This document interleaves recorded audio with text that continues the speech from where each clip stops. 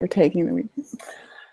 Outlander fans, welcome to our chat for episode 310 of Outlander, Heaven and Earth. I'm here with Amanda Spears. I'm Rob Licuria.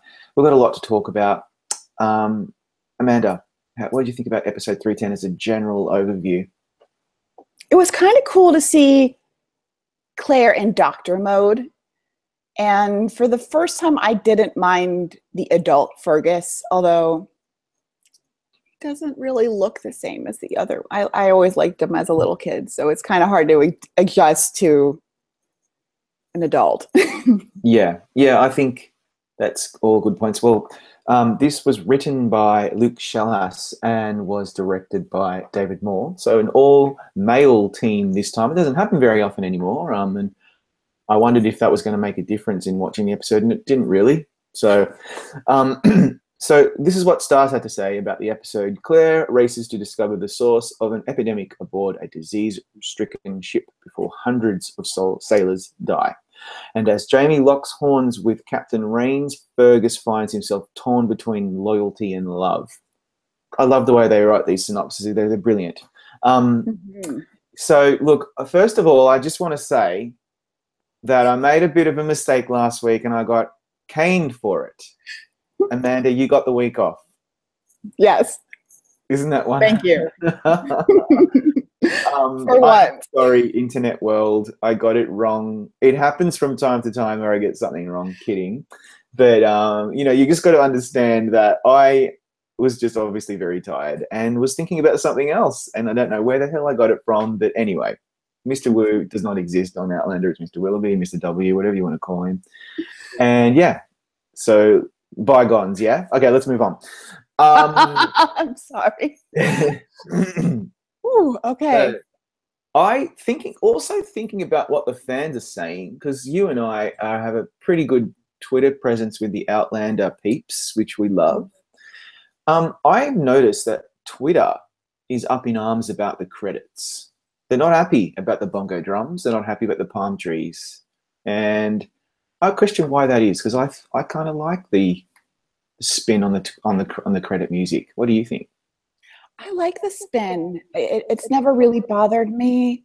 And did they have a problem with the French version last year? I don't think so. They might have Honestly, been. just leave it be. Like it's fun. I mean, it's a way of saying we're in a different place.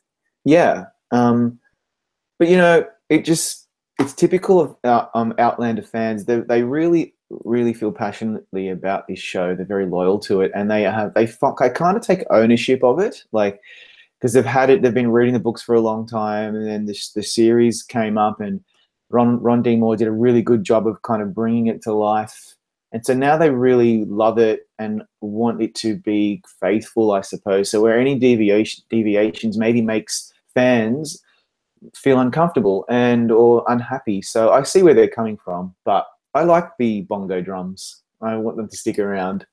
And I think this is just a good way to plug right now our interview with Katrina Balfe that will be online very soon, because we asked her about this specific topic, not the bongo drums, but just in general, book versus their artistic interpretation of the story. Yeah, she had some really interesting stuff to say about it. That's probably the highlight of the interview, because...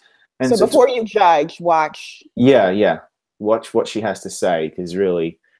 Yeah, she has a lot of really interesting things to say, and as usual, Katrina is such a lovely person to get to speak to. Once or twice a year. We feel very fortunate, and that will be coming out soon, probably in the next few days. Everybody, just look forward to that and let us know your comments when that does come out. As we tease out her 3 words that we will keep tweeting. Yes, we will. We're looking forward to that because they're puzzling, to say the least. So back to Heaven and Earth. Claire is back once again in control of a situation. She is a woman who does not sit back, so a modern woman, which is what we love about her most. She's treating the sick on the ship. She's trying to figure out what the hell is going on. And I love it when one of the dolts on the ship is like taking orders from a lady doctor, and it's like, well, that's not going to go down well with Dr. Claire. What do you reckon? Yeah, it's not going to go down well.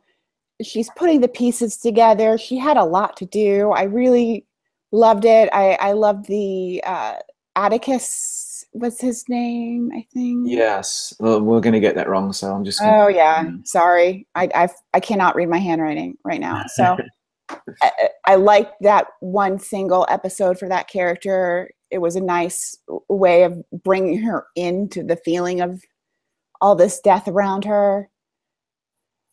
And you know, it's always sad when there's not a lot of Sam, but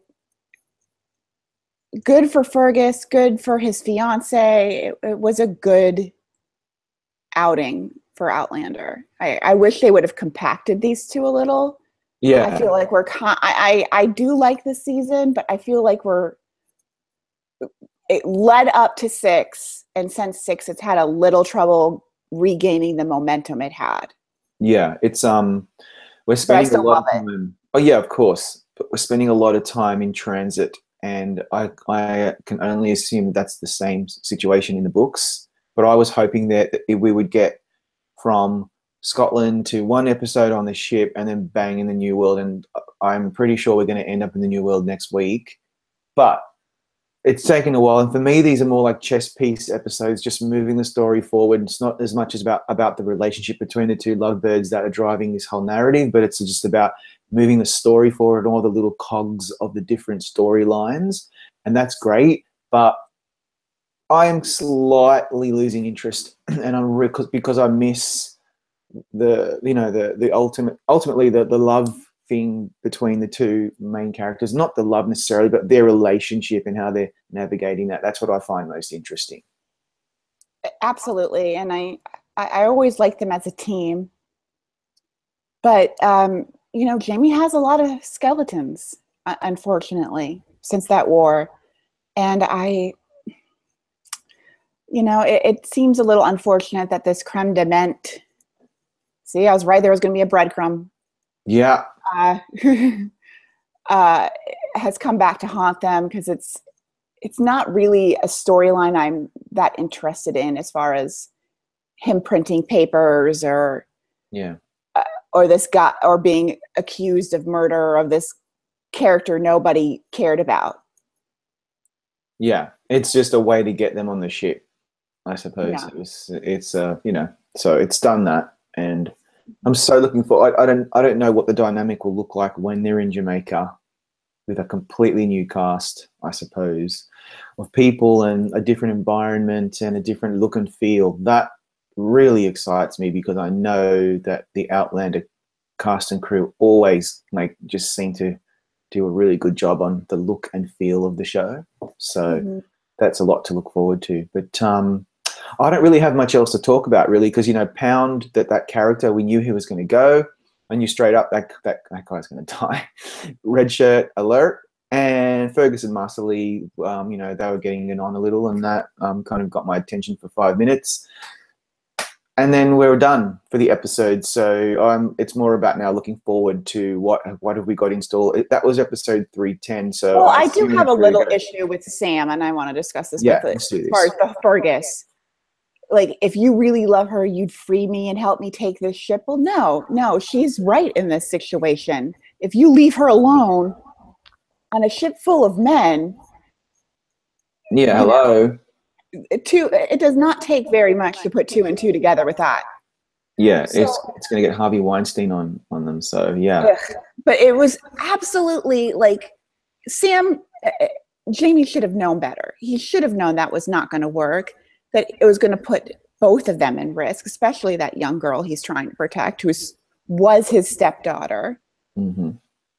And I don't know if it felt authentic, but I did like, in the end, him going, okay, you two can get married. Yeah. If that was the whole reasoning, I think Fergus absolutely, by not freeing him, proved he's mature enough to be married. Yeah.